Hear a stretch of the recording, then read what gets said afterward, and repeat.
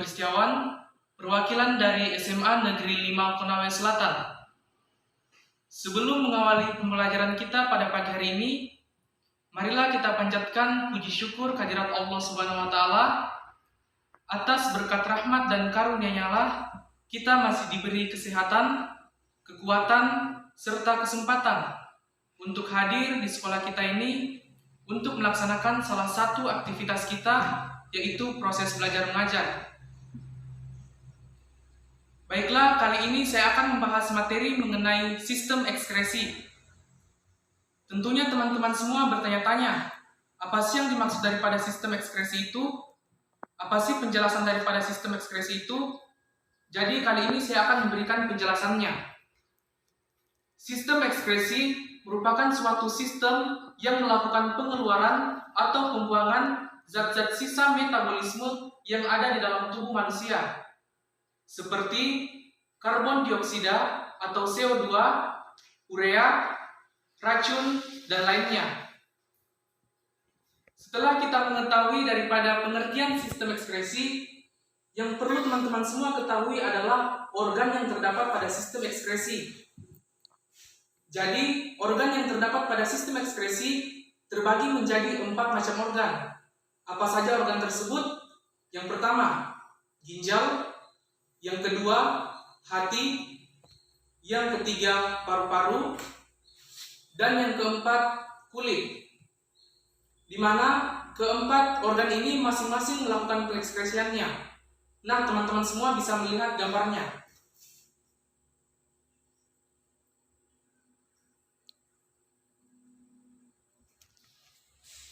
Jadi yang pertama adalah ginjal. Ginjal mengekskresikan urin. Yang kedua, hati. Hati mengekskresikan empedu. Yang ketiga, paru-paru, di mana paru-paru mengekskresikan karbon dioksida atau CO2 dan uap air. Dan yang terakhir adalah kulit, di mana kulit mengekskresikan kelenjar keringat. Nah, setelah teman-teman semua mengetahui secara umum mengenai sistem ekskresi, tujuan pembelajaran saya kali ini adalah untuk memahami sistem ekskresi, yaitu ginjal. Jadi, kali ini saya akan menjelaskan satu bagian daripada sistem ekskresi, yaitu ginjal.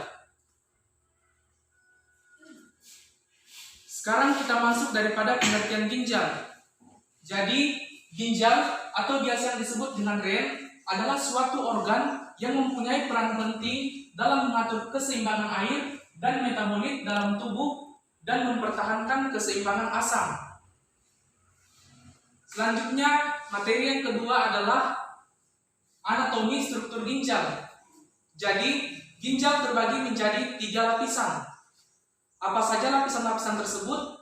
Yang pertama, korteks renalis, di mana korteks renalis berada pada bagian kulit luar ginjal.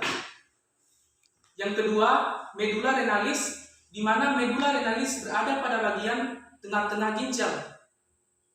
Yang ketiga, pelvis renalis, di mana pelvis renalis berada pada bagian dalam ginjal. Setelah teman-teman semua mengetahui daripada struktur ginjal, selanjutnya kita masuk daripada ukuran ginjal. Tentunya semua organ yang ada di dalam tubuh manusia pasti memiliki ukuran, terutama ginjal.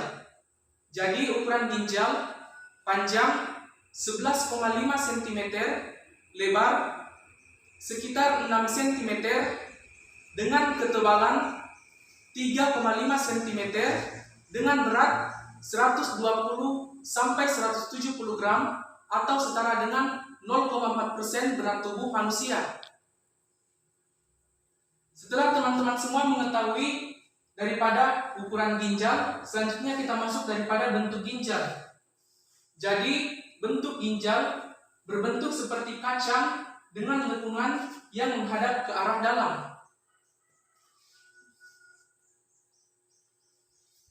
Nah, teman-teman semua bisa melihat gambar ginjal. Yang pertama, korteks renalis. Nah, inilah yang disebut dengan korteks renalis yang berada pada bagian kulit luar ginjal. Selanjutnya yang kedua adalah medula renalis, di mana medula renalis ini berada pada bagian tengah-tengah ginjal. Selanjutnya yang ketiga adalah pelvis renalis atau pelvis ginjal, di mana pelvis renalis ini berada pada bagian dalam ginjal.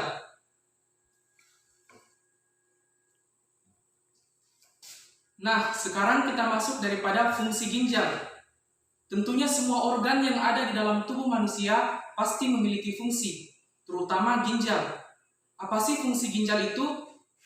Jadi, fungsi ginjal adalah untuk menyaring dan membuang limbah seperti racun, garam berlebih, dan urea, limbah yang mengandung nitrogen hasil dari metabolisme protein.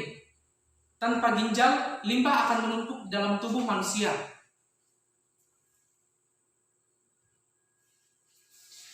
Sekarang kita masuk pada materi berikutnya, yaitu proses pembentukan urin pada ginjal.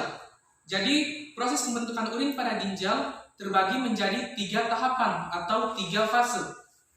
Yang pertama adalah filtrasi, yang kedua reabsorpsi, dan yang ketiga augmentasi. Sebelum kita masuk daripada proses pembentukan urin pada ginjal, teman-teman semua perlu mengetahui tempat terjadinya. Jadi tempat terjadinya yaitu di nefron. Maka akan timbul sebuah pertanyaan, apa sih nefron itu? Jadi nefron merupakan unit fungsional terkecil yang ada pada ginjal. Nah, sekarang barulah kita masuk daripada proses pembentukan urin pada ginjal. Jadi proses pembentukan urin pada ginjal terbagi menjadi 3 tahapan yang sudah saya bilang tadi. Yang pertama adalah tahapan filtrasi, di mana tahapan filtrasi ini merupakan tahapan proses penyaringan darah yang mengandung zat-zat sisa metabolisme yang dapat menjadi racun bagi tubuh terjadi di glomerulus dan kapsula Bowman, sehingga terjadilah yang namanya urin primer. Tahapan yang kedua adalah tahapan reabsorpsi, di mana tahapan reabsorpsi ini merupakan tahapan penyerapan kembali zat-zat yang masih dibutuhkan dalam tubuh manusia. Terjadi di tubulus contortus proximal, sehingga terjadilah yang namanya urin sekunder. Setelah itu, tahapan yang ketiga adalah tahapan augmentasi, di mana tahapan augmentasi ini merupakan tahapan pengeluaran zat-zat yang sudah tidak dibutuhkan lagi dalam tubuh manusia. Contohnya NaCl atau natrium klorida. Terjadi di tubulus contortus distal dan tubulus collectivus, sehingga terjadilah yang namanya urin sesungguhnya. Nah, teman-teman semua bisa melihat gambar proses pembentukan urin pada ginjal. Yang pertama, tahapan filtrasi. Tempat terjadinya yaitu di kapsula Bowman dan glomerulus, di mana kapsula Bowman dan glomerulus berada pada bagian bawah tubulus contortus proximal. Selanjutnya, tahapan yang kedua adalah tahapan reabsorpsi, di mana tahapan reabsorpsi ini terjadi di tubulus contortus proximal, di mana tubulus contortus proximal berada pada bagian bawah tubulus contortus distal dengan melewati yang namanya lengkung Henle. Selanjutnya, tahapan yang ketiga adalah tahapan augmentasi, di mana tahapan augmentasi ini terjadi di tubulus contortus distal dan tubulus collectivus, sehingga terjadilah yang namanya urin sesungguhnya.